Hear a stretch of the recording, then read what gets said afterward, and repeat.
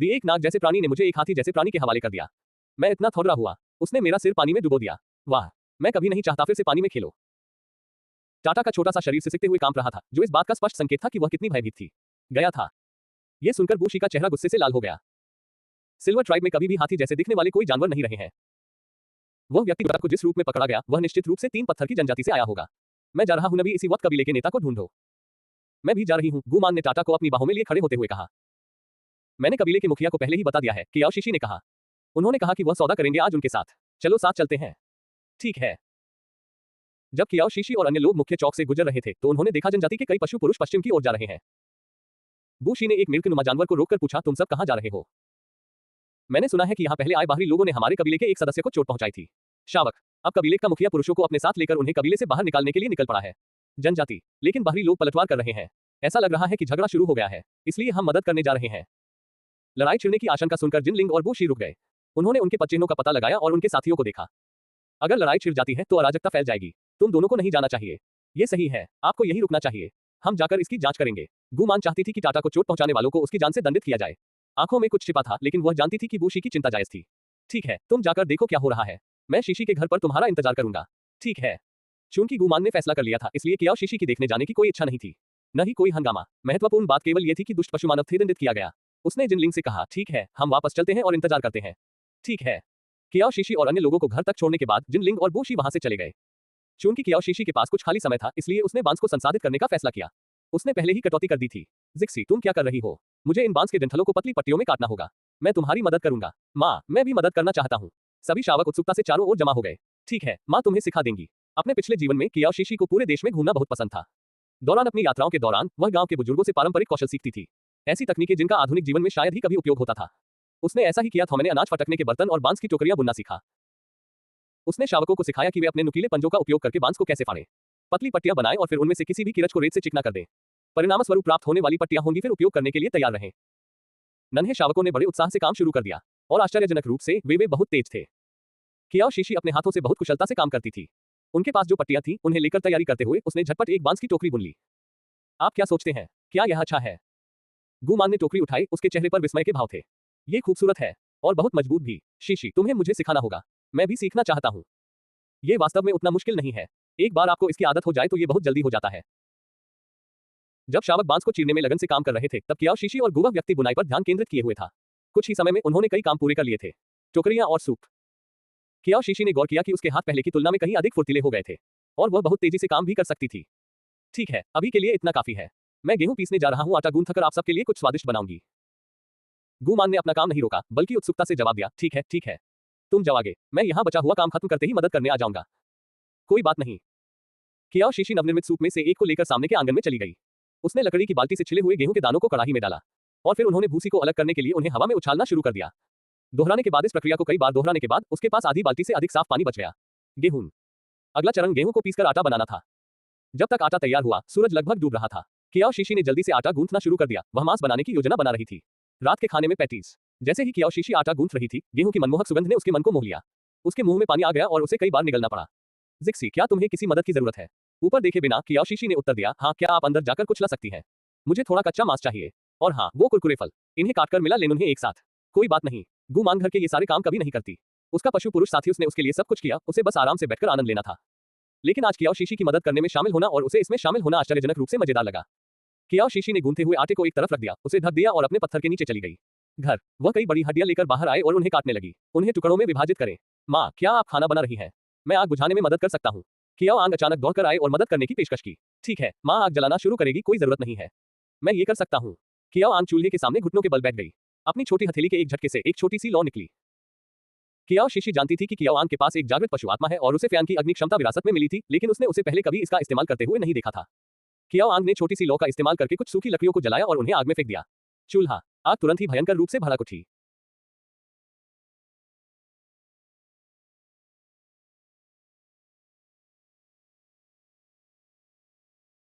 मुझे बहुत जलन हो रही है, कियाओ शीशी ने मन ही मन सोचा। काश मुझ में भी विशेष क्षमता होती। जैसे ही उसके मन में यह विचार आया, उस नन्हे शैतान की आवाज उसके दिमाग में गूंज उठी। अधीर मत होइए, मेजबान। आपके शरीर की उत्पत्ति का एक हिस्सा पहले ही हो चुका है, सक्रिय किया गया। बाकी सब सक्रिय करने के बाद आपको एक को जगाने का मौका मिलेगा। पशु आत्मा और एक विशेष क्षमता। उस नन्हे शैतान ने पहले भी उससे ये खोखला वादा किया था। मुझे बेवकूफ बनाने की कोशिश करना बंद करो। मैंने पहले ही गुमान से पूछ लिया है। उसने कहा कि एक भी नहीं जनजाति की एक महिला के पास जागृत पशु आत्मा है। लेकिन यहीं पर आप गलत हैं, होस्ट।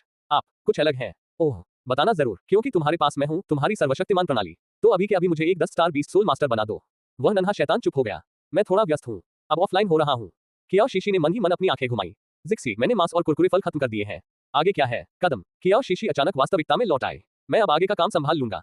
उसने मांस की भराई में स्वाद लाने के लिए नमक का एक टुकड़ा निकाला, फिर आटे को काटा। छोटे छोटे टुकड़ों में काटकर उसके अंदर भरावन भर दिया। गुमान ने सिर्फ देखकर ही यह करना सीख लिया। एक बार जब पैटीज बन गई, तो पैन को गर्म करने और उन्हें तलने का समय आ गया था। उसने गर्म पत्थर के बर्तन में थोड़ा तेल डाला। तेल गर्म होने के बाद बस उसने पैटीज को अंदर सरका दिया। तेल की सरसराहट और तलते हुए पैटीज की खुशबू ने कियाओ शीशी के खाने को और भी स्वादिष्ट बना दिया। मुंह में अनियंत्रित रूप से पानी आ रहा है। माँ, ये स्वादिष्ट खुशबू कैसी है? यह आश्चर्यजनक है। घर के पीछे आंगन में खेल रही कियाओ कियाओ दौड़ती हुई आई। जैसे ही उसे गंध महसूस हुई, कियाओ ली से पीछे चल रही टाटा भी उम्मीद भरी निगाहों से बर्तन को घूर रही थी। आंखें, माँ, टाटा खाना खाना चाहता है। बस एक पल रुकिए, वे लगभग तैयार हैं। कियाओ शीशी ने तले हुए पैटीज को प्लेट में रखा और उनके थोड़ा ठंडा होने का इंतजार करने लगी। उन्हें बांटने से पहले, चलो इन्हें खाने के लिए मेज पर ले चलो। धन्यवाद, माँ टिल्डर। जैसे ही पत्थर का कटोरा मेज पर रखा गया, कई छोटे हाथों ने उसने उत्सुकता से उसकी ओर हाथ बढ़ाया। कियाओ आंग ने एक निवाला लिया। कुरकुरी परत, सुगंधित और मुलायम मांस की भराई और सारे स्वादिष्ट रस एक साथ उसके मुंह में फूट पड़े। ये बहुत स्वादिष्ट है। आमतौर पर बातूनी कियाओ कियाओ एक के बाद एक निवाला खाने में इतनी व्यस्त थी कि उसे कुछ याद ही नहीं था। बोलना। पलक झपकते ही शावकों ने सारी पैटीज चट कर दी। शावकों को इतने चाव से खाते देख गुमान खुद को रोक नहीं पाए और उसने भी एक शावक उठा लिया। एक अपने लिए। हालांकि इससे उसकी उंगलियां जल गईं, लेकिन उसका ऐसा कोई इरादा नहीं था। जाने देना। गुमान ने एक निवाला लिया। जैसे ही गेहूं और मांस की सुगंध उसकी इंद्रियों में समा गई, वह सन्नाटे में डूब गई। जिक्सी, ये तो बहुत स्वादिष्ट है। ये तो है। हम।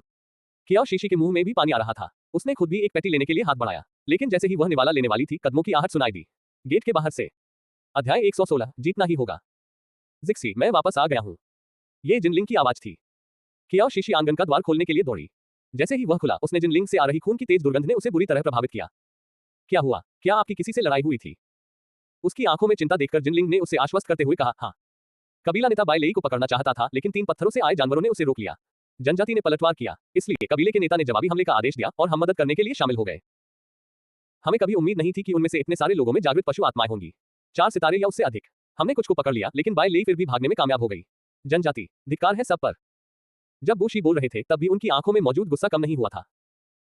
कियाओ शीशी ने बूशी की ओर देखा और पाया कि उसके चेहरे पर स्पष्ट घाव थे। शरीर, उसके एक हाथ से अभी भी खून टपक रहा था। यह देखकर गुमान ने चिंता से पूछा, क्या तुम्हें बहुत चोट लगी है? बूशी ने अपना सिर हिलाया। मैं ठीक हूँ। सौभाग्य से जिनलिंग मेरे साथ थी और उसने मेरे लिए बाई लेई के जोरदार प्रहार को रोक दिया। अन्यथा शायद मैं ऐसा नहीं कर पाता। वापस आ गया। डर के मारे गुमान का चेहरा पीला पड़ गया। क्या वह इतना ताकतवर है?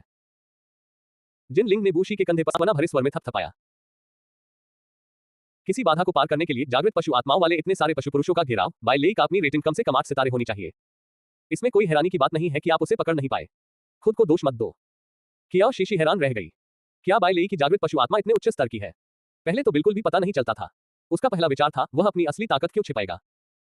शुक्र है कि उच्च स्तर के जागृत पशु शक्ति वाले पुरुषों का एक हिस्सा आत्माएं जनजाति में ही रह गई। अन्यथा मैं तो इसकी कल्पना भी नहीं करना चाहता। नतीजे, बूशी ने अपने दांत पीस लिए। जब तक वह मर नहीं जाता, मुझे चैन नहीं मिलेगा। जिनलिंग का चेहरा गंभीर हो गया। कबीले के सरदार ने पहले ही अपने आदमियों को भेज दिया है। उसके बाद बूशी ने ऊपर देखा और गुमान के चेहरे पर चिंता के भाव देखे, जिससे उसे होश आ गया। मेरी जान, अंधेरा हो रहा है। हम वापस लौट जाना चाहिए। चूंकि आप पहले से ही यहाँ हैं, तो रात के खाने के लिए रुक जाइए। मैंने खूब कमाया। कियाओ शीशी ने जिनलिंग की ओर देखा। आप दोनों को पहले अपने घावों का इलाज करना चाहिए। वह उसने पिछवाड़े की ओर इशारा करते हुए बताया कि बूशी पानी का इस्तेमाल कर सकती है, आध्यात्मिक स्रोत से रक्तस्राव रोकने के लिए। जिनलिंग ने सिर हिलाया और बूशी को पिछवाड़े में ले गई। कियाओ शीशी और गुमान भोजन को मेज पर लेकर आए।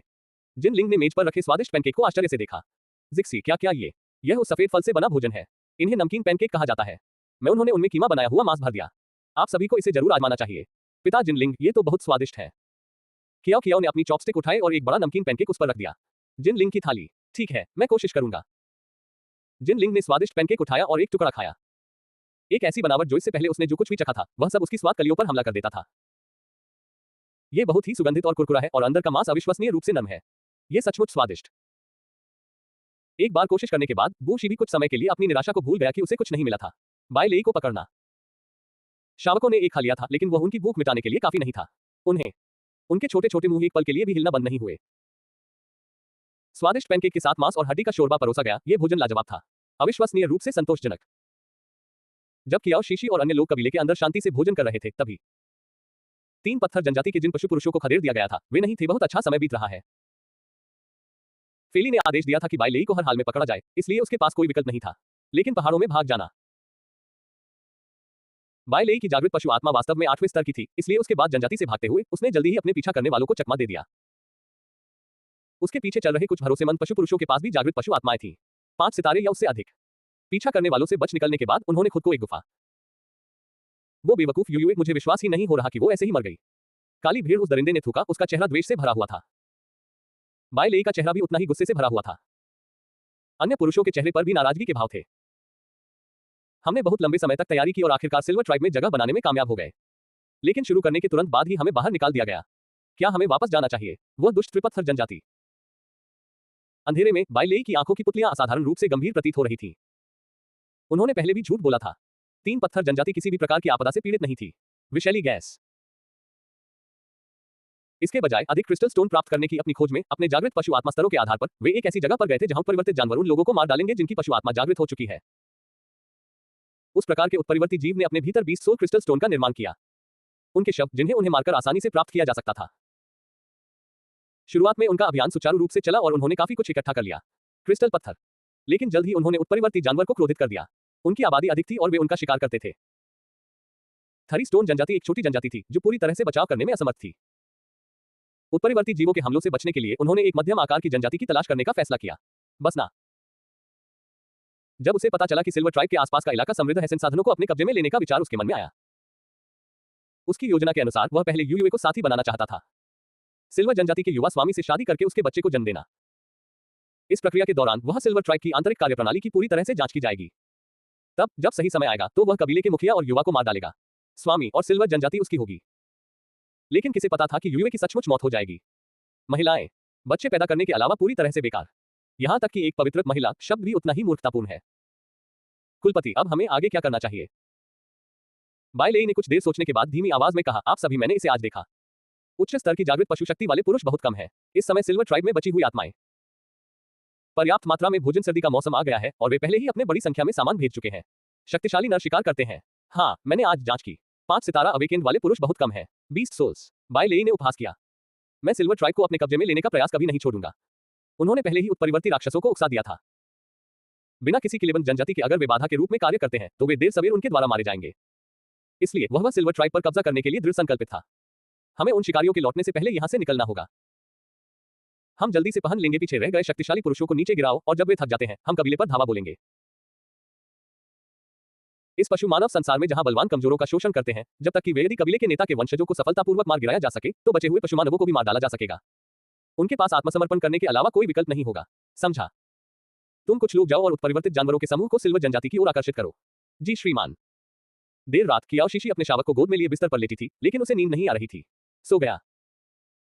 उसका दिमाग पूरी तरह से अस्त व्यस्त था, सुनशियाओ के विचारों से भरा हुआ था जो कि दूर भगोड़े बाय लेई के पास। उसने अपने अंतरायामी द्वार खोलने का फैसला किया। यह देखने के लिए दुकान पर गए कि क्या कोई अच्छी और सस्ती वस्तु उपलब्ध है। जब कियाओ शीशी ने हरे पौधे वाले सेक्शन को स्क्रॉल किया तो उसका हाथ रुक गया। बबल फ्रूट क्या होता है? क्या मेजबान इन्हें लगाना चाहता है? वे महान हैं। आप 10 का आदान प्रदान कर सकते हैं, 100 बीजों के लिए अंक मिलते हैं और एक बीज से कई सारे बबल्स उग सकते हैं। फल। तो फिर यह क्या करता है? पौधे लगाने के बाद मेजबान को पता चल जाएगा। बबल फ्रूट्स में केवल 3 लगते हैं, बीज बोने के समय से लेकर पकने में लगने वाले दिन। इतना कम समय और इसमें ज्यादा अंक भी खर्च नहीं हुए। कियाओ शीशी ने फैसला किया कि एक्सचेंज पर 10 पॉइंट खर्च करे। उसी रात उसने पौधा लगाया, नवनिर्मित भूमि के एक भूखंड में बीज बोना। जैसे ही उसने बीज बोए और उन्होंने उन्हें आध्यात्मिक झरने के जल से सींचा, एक कोमल अंकुर फूट पड़ा। बाहर गति वास्तव में आश्चर्यजनक थी। कियाओ शीशी दुकान में घूमती रही और धीरे धीरे नींद में डूबती चली गई। भोर होने लगी, लेकिन उसे सोए हुए अभी ज्यादा देर नहीं हुई थी कि उसके कमरे में डिंग डोंग की आवाज आई। उसके दिमाग ने उसे जगा दिया। अध्याय 117। मेरी मां को चोट पहुंचाने की हिम्मत करोगे तो मैं तुम्हें काट काट कर मार डालूंगा। Ding dong. समयबद्ध मिशन। मेजबान को शावकों को 550 पाउंड भोजन इकट्ठा करने के लिए नेतृत्व करना होगा। सर्दियों के लिए मिशन की कठिनाई 3 सितारे। जियो याओ की आवाज से कियाओ जिक्सी जाग गई। वह भौहें चढ़ाकर बैठ गई और हाथ मलने लगी। उसका सिर दर्द से तड़प रहा था। क्या खाने पीने की कोई भी चीज ठीक है? जी हाँ होस्ट, इससे कोई फर्क नहीं पड़ता कि यह फल है या कच्चा मांस। पूरा करने के बाद इस खोज को पूरा करने पर आपको 300 अतिरिक्त अंक मिलेंगे। जल्दी करो।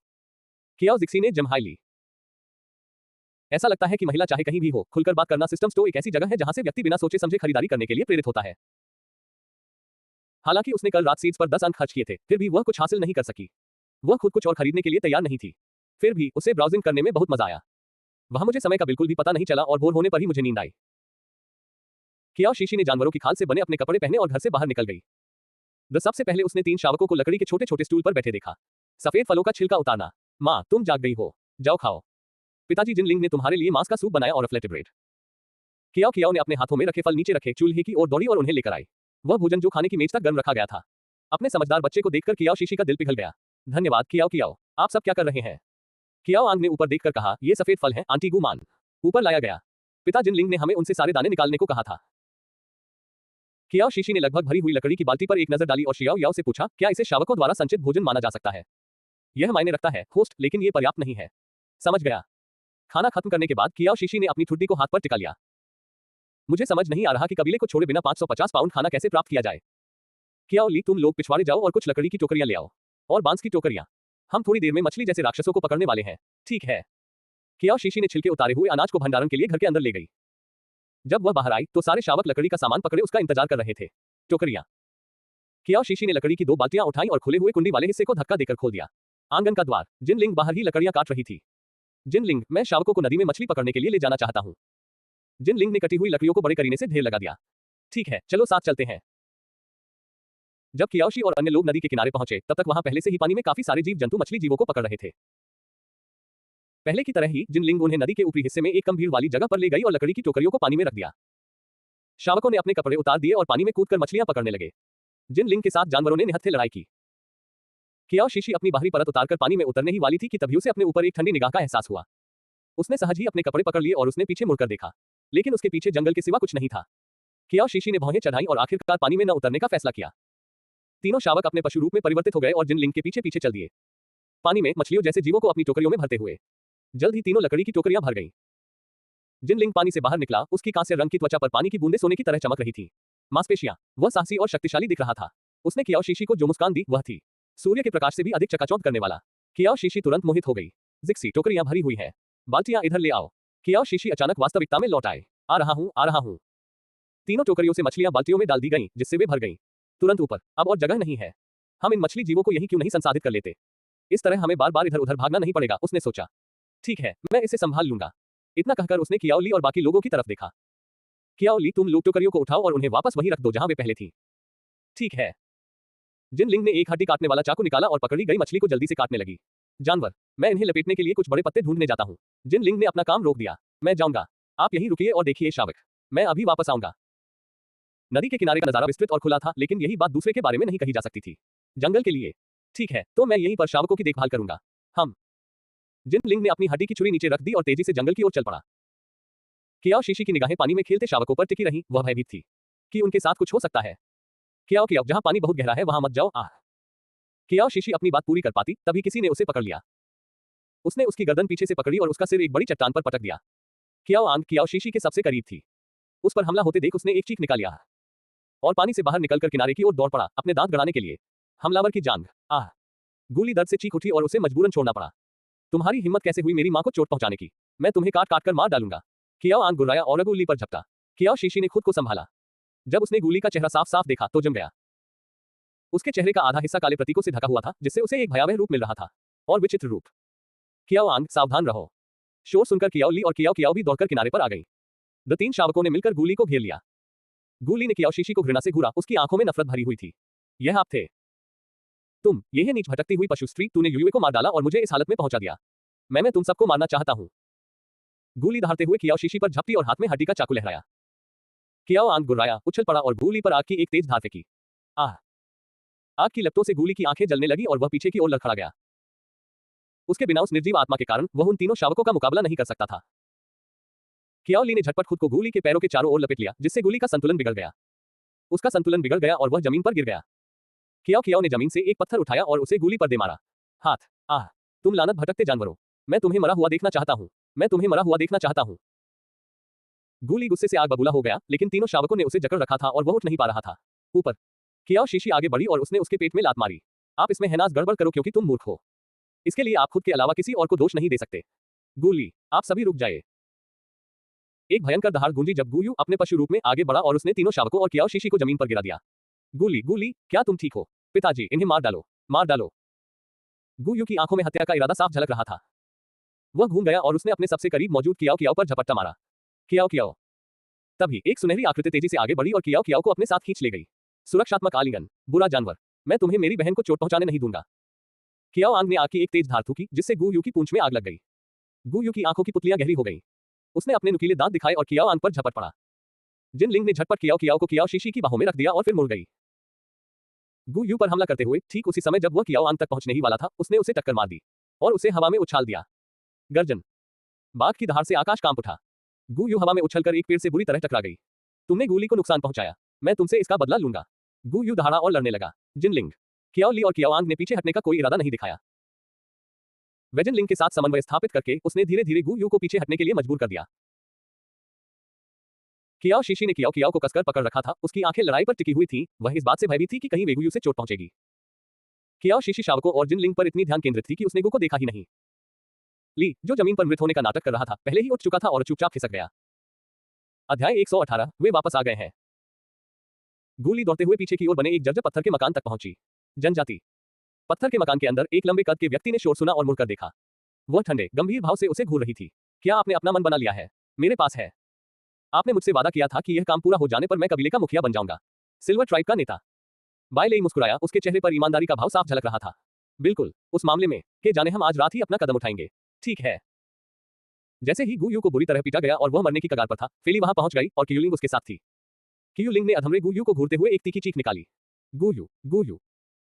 कियुलिंग लड़खड़ाते हुए गु यू के पास पहुंची, उसका चेहरा भाव भंगिमाओं से भरा हुआ था। पीड़ा। उसने गुस्से से फेली को घूरकर देखा। गु यू को चोट पहुंचाने वाले दरिंदों को मार डालो मेरे लिए अभी इसी वक्त। फेली की आंखों में एक जटिल भाव झलक उठा। कियुलिंग, शीशी और अन्य उन्होंने बिना किसी कारण के गु यू पर हमला नहीं किया होगा। मुझे परवाह नहीं कि उनका कारण क्या था। मैं चाहता हूं कि तुम उन्हें अभी मार डालो। जब फेली फिर भी नहीं हिली तो कियुलिंग ने गुस्से में आकर एक पत्थर छीन लिया। उसने उसे जमीन पर पटका और उस पर फेंक दिया। फेली ने भौहें चढ़ाई और इधर उधर हट गई। यह देखकर कियुलिंग का गुस्सा और बढ़ गया। वह जल्दी से अपने पैरों पर खड़ी हो गई और फेली पर आरोप लगाया गया। कियुलिंग ने पहले ही फेली के साथ अपने साथी बंधन को तोड़ने की पहल कर दी थी। हालांकि यह पूरी तरह से अलग नहीं हुआ था, लेकिन ऐसा लग रहा था मानो ये पूरी तरह से अलग हो गया हो। लेकिन क्योंकि फेली ने कुछ नहीं कहा, इसलिए अन्य जानवरों ने हस्तक्षेप करने की हिम्मत नहीं की। जैसे ही कियुलिंग की मुट्ठी फेली पर वार करने वाली थी, दो छोटी आकृतियां तेजी से निकली। आगे बढ़कर उसने उसे धक्का देकर दूर कर दिया।